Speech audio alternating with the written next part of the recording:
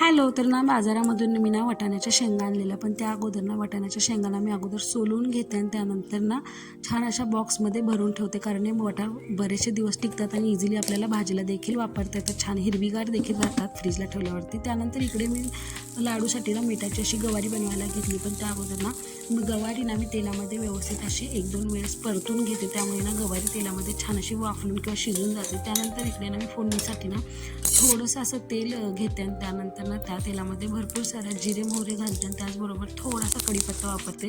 त्यानंतर ना मोठंसं वाटलेलं लसूण घालून ना व्यवस्थित परतून घेऊन त्यामध्ये हळद घालून घ्यायची, हिंग घालून घ्यायचं, व्यवस्थित त्याला ना मिक्स करून घ्यायचं. माझ्या तर बाळाला भरपूर ही गवारीची भाजी आवडली, तुमच्या देखील बाळाला नक्की आवडेल, तुम्ही देखील नक्की एकदा ट्राय करा.